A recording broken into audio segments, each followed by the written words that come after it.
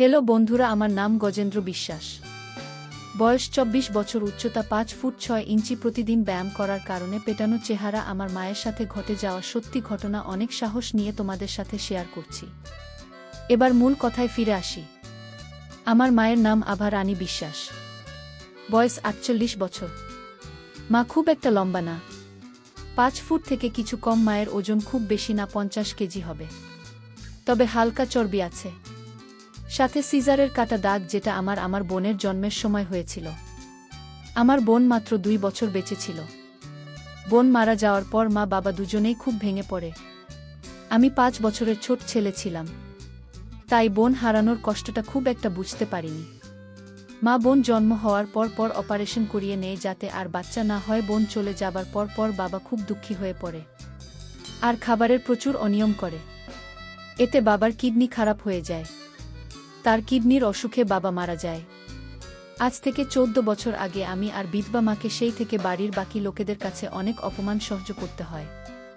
বাবার পোস্ট অফিসে চাকরি ছিল, ওখান থেকে যে টাকা পায় তাতে আমাদের চলে। মা খুব শিক্ষিত না হওয়াতে বাবার চাকরি করতে পারে না। আমি ছোট থেকেই পড়াশোনায় ভালো ছিলাম, তাই ২ বছর আগে চাকরি পেয়ে যায় ভালো পোস্টে। ৬ মাস ট্রেনিংয়ের পর কলকাতাতে পোস্টিং হয় আমার মিউনিসিপাল কর্পোরেশনের সহকারী অফিসার হিসেবে। কলেজ লাইফে প্রচুর মেয়েদের সাথে সম্পর্কে জড়ালেও সব কাজে খুব পারদর্শী হয়ে পড়ি। বাবা চলে যাবার পর আমি ও মা একে অপরকে আঁকড়ে ধরে বেঁচে থাকি। বাড়ির বাকি লোকেদের অন্যায় ব্যবহারের পরও আমার বিধবা মা নিজের মনের জোরে আমাকে ভালোবাসা দিয়ে বড় করে তোলে। আমাদের ভাগে ২টি রুম, সাথে রান্নাঘর ও বাথরুম। ছোটবেলায় মায়ের সাথে ঘুমাতাম, কিন্তু মাধ্যমিক পরীক্ষার পর আলাদা ঘরে ঘুমাতে চাইলে মামা না করে, তাই অন্য ঘরে পড়াশোনা করে রাতে মার সাথে ঘুমাতাম। কলেজে পড়ার সময়ে পড়া ছাড়াও সব নিয়ে খুব ভাবতাম। আমার বাড়িতে লুকিয়ে লুকিয়ে ভিডিও দেখতাম আর বাথরুমে হাত দিয়ে। মা আমাকে আদর করত সবসময়, আর আমিও মাকে খুব ভালোবাসতাম ও শ্রদ্ধা করতাম। তবে মাকে কখনো অন্য নজরে দেখিনি। মা বাবা চলে যাবার পরও অন্য কোনো সম্পর্কে জড়াননি। আমাদের মাঝে কোনো তৃতীয় ব্যক্তিকে আনেনি। শুধু আমাকে ভালোবেসে নিজের সব চাহিদা বিসর্জন দিয়ে বেঁচে আছে, তাই মায়ের প্রতি আমি খুবই শ্রদ্ধাশীল। ২২ বছর বয়সে আমি গ্র্যাজুয়েশন পাশ করে আমি কোচিংয়ে ভর্তি হয়েও সরকারি চাকরির পরীক্ষার জন্য প্রস্তুতি নিতে শুরু করি। ধীরে ধীরে বান্ধবীদের সাথেও সব কাজ করতাম, সেটা আস্তে আস্তে বন্ধ হয়ে যায়, তাই হাত দিয়ে কাজ সারতে থাকি। ইতিমধ্যে মা সুগার ধরা পড়ে, তাই মার যত্ন, পড়াশোনা নিয়ে খুব ব্যস্ত হয়ে পড়ি। কারণ একটা ভালো চাকরি পেয়ে মুখে হাসি ফোটানো আমার একমাত্র লক্ষ্য হয়ে দাঁড়ায়। আমার চেষ্টা সফলও হয়। আমি চাকরি পেয়ে যাই, এতে মার চোখে আনন্দের জল চলে আসে। আমি চাকরি ট্রেনিংয়ের জন্য বাইরে যাই। ট্রেনিং শেষ হলে কলকাতাতে পোস্টিং পাই, তাই কলকাতা যাবার সিদ্ধান্ত নিই। কারণ আমি ভেবেছিলাম আগের চাকরিতে থিতু হয়ে তারপর মাকে নিজের কাছে নিয়ে যাব।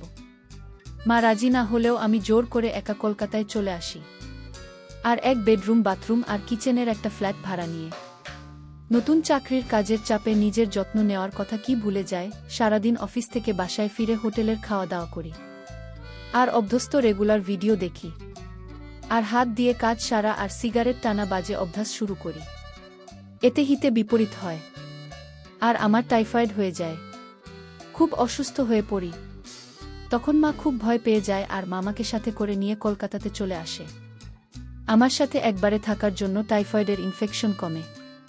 আসলে মা চলে যায়। মা চলে যাবার পরে মা সারাদিন আমার যত্ন করে আমাকে খাইয়ে দেয়। আমার সব কাজ করে স্নান করিয়ে দিতে চাইলে আমি রাজি না হওয়াতে মা আমাকে বাথরুমে ধরে ধরে নিয়ে যায় আর দরজার বাইরে দাঁড়িয়ে থাকে। এভাবে আস্তে আস্তে সুস্থ হতে থাকি। ডাক্তার আরও কিছুদিন বেড রেস্ট নিতে বলে। এদিকে মা থাকাতে অনেকদিন ভিডিও দেখতে পারছি না, তাই সব করছি চালাই। এভাবে হঠাৎ করে একদিন ফোনে নেট ঘাঁটতে ঘাঁটতে একটা গল্পের সাইট খুলে গল্পের মেয়েটির জায়গায় পরিমণি মনে করি আর ছেলেটির জায়গায় নিজেকে।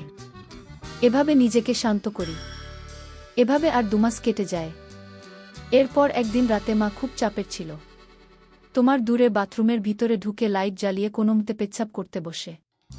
মা হয়তো ভেবেছিলে আমি ঘুমোচ্ছি, তাই দরজা বন্ধ করে, কিন্তু আমি গল্প করছিলাম, তাই মাকে দেখে ফোন নামিয়ে পাশে রেখে দিই।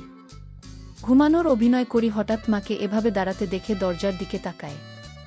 আর আমার মাথা নষ্ট হওয়ার জোগাড়। কোনোদিন আমাকে এভাবে দেখিনি।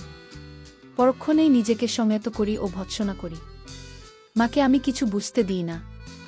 কিন্তু রাতে মা যখন আমাকে ধরে ঘুমায় তখন কেন জানি না আমার কেমন জানি হয়, নিজের মধ্যে এই পরিবর্তন আমাকে অবাক করে দেয়। এর মধ্যে একদিন রাতে গল্প করছিলাম, হঠাৎ একটা মা ছেলের গল্প পায়। তারপরে মাথা আমার কাজ করা বন্ধ করে দেয়।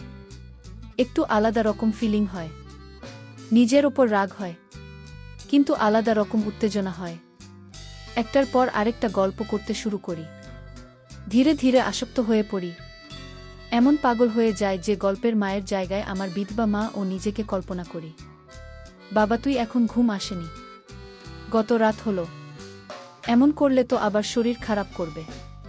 তাড়াতাড়ি ঘুম আর ফোন ঘাঁটা বন্ধ কর।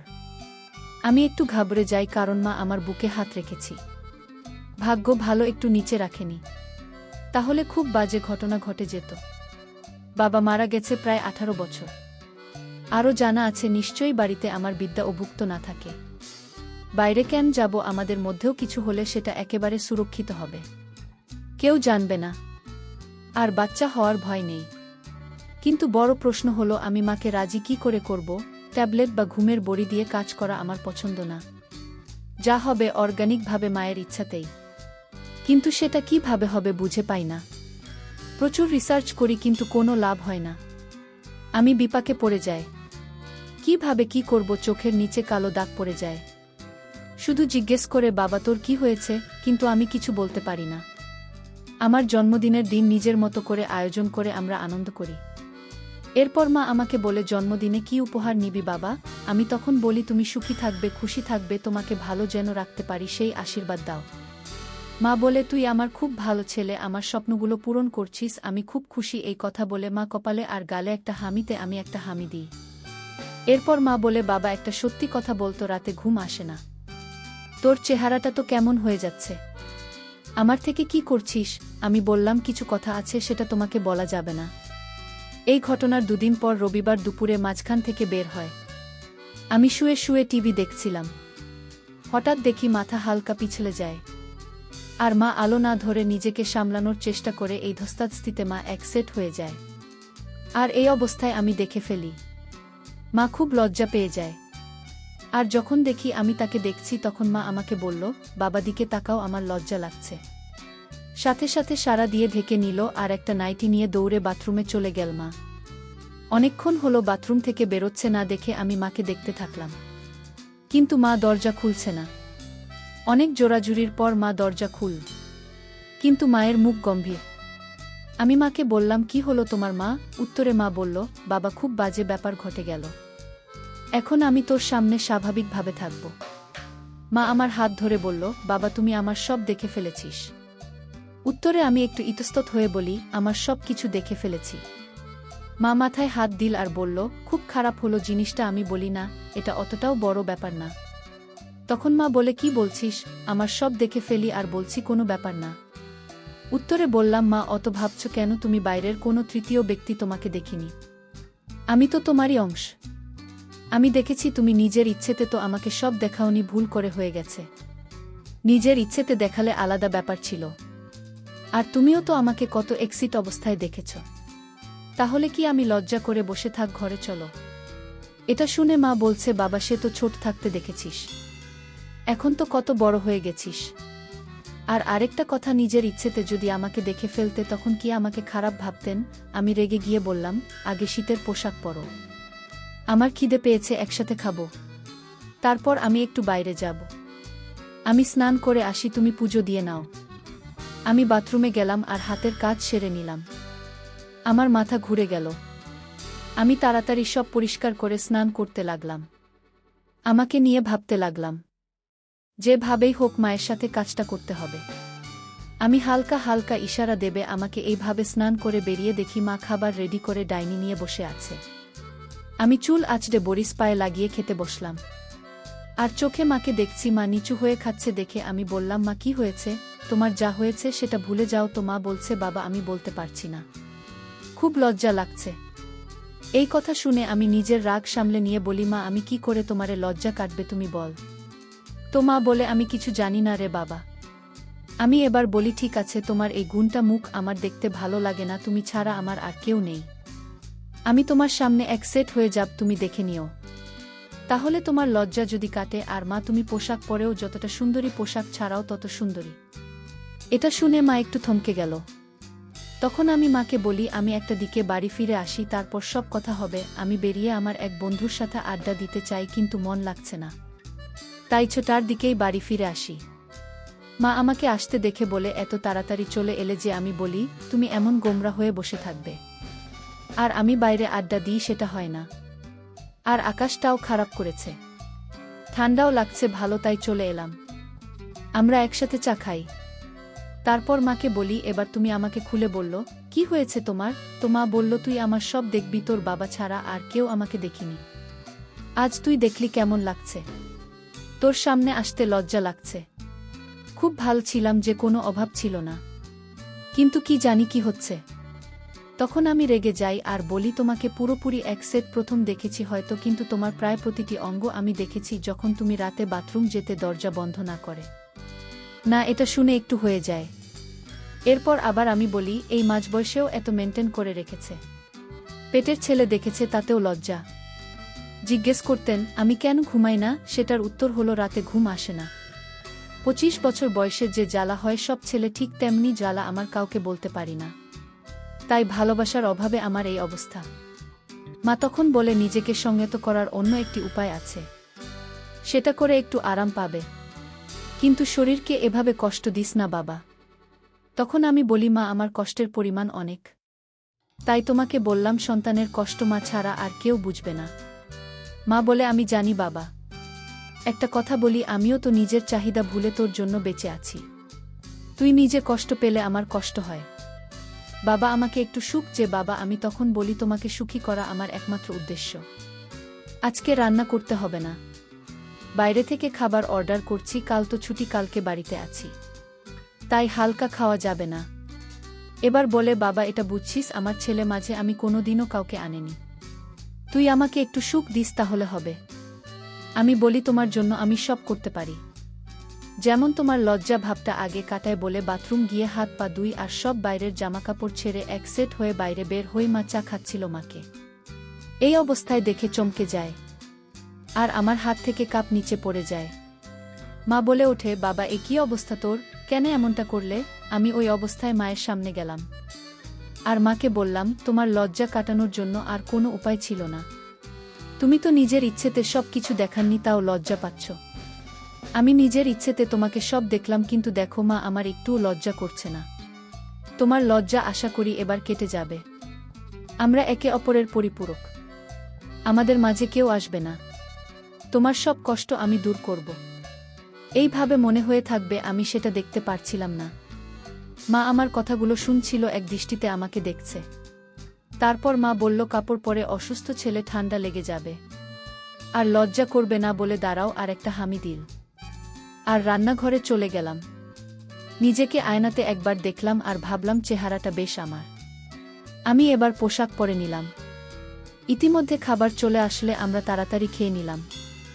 বাইরে ঝড় বৃষ্টি শুরু হলো, লোডশেডিং হয়ে গেল। আমরা সব ঠিকঠাক বন্ধ করে ইনভার্টার দিয়ে ছোট বাল্ব জ্বালিয়ে সবার জন্য রেডি হলাম। আমাদের ফ্ল্যাটটা 3rd ফ্লোরে, একটি ফ্ল্যাট কি আছে, কিন্তু ওনার বাইরে থাকে। আমাদের উপরে টেরাস গার্ডেন বা শুয়ে পড়ল। আমি বাথরুমে গিয়ে মা কথা ভেবে কাজ করতে লাগলাম, কিন্তু মা ডাকাডাকি করাতে ঘরে চলে আসলাম। মা ঘরে আসতেই জিজ্ঞেস করল, এতক্ষণ কি করছিলে? আমি বললাম, প্রতি করছিলাম। তোমার হঠাৎ বলে উঠলপুটি করছি না, অন্য কিছু করছি, কে জানে আমি কিছু বললাম না।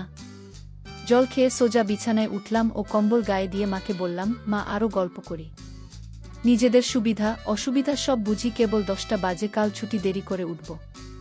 মা বলল, ঠিক আছে, আজ থেকে আমি তোকে ঘুম পাড়িয়ে দেব। আমি বলি, মা একটা কথা জিজ্ঞেস করব, লজ্জা পাবেন না বা রাগ করবে না? তো মা বলল, আমার লজ্জা তুই কাটিয়ে দিয়েছিস না, স্কাইওয়ে পড়তে আমার সামনে লাস্ট এক্সিট হয়েছিস। আজ আবার হোলি, আর তুই যদি নিজে মনের সব কথা আমাকে না বলিস, তাহলে আমি রেগে যাব আর তার থেকেও বেশি কষ্ট পাব। আর ভাব, আমার ভালোবাসা থেকেই কমতি থেকে গেল যে তোর আমি প্রিয় বন্ধু হতে পারলাম না। আমি এটা শুনে বলি, তোমাকে কোনো কষ্ট আর পেতে হবে না। তোমার সব চাহিদা আমি পূরণ করব। তুমি চাইলে আমাকে স্নান করিয়ে দিতে পারো। তোমার যেভাবে খুশি আমি মানা করব না। এবার বলো তো মা, নিজেকে কি করে তুমি সম্মত রাখতে আর কি করতে যেটা আমি করতে পারছি না, প্লিজ বলো। এই কথা শুনে মা বলছে, বাবা আমি খুব খুশি হলাম যে তুই নিজের মনের কথাগুলো খুলে বলছিস। তখন আমি বললাম, মা আমি সবসময় তোমাকে সব বলতে চাই, তবে তুমি যদি অস্বস্তি বোধ করো তাই বলতাম না, আর তুমি যা লজ্জা পাও তাই বলতাম না। তুমি ফ্রি হয়েছে তো আমি আমার সব তোমাকে উজাড় করে দেব, যেমনটা তুমি চাও। আমার বিধবা মা, আমার প্রিয় বন্ধু আছে, আর কাউকে লাগবে না।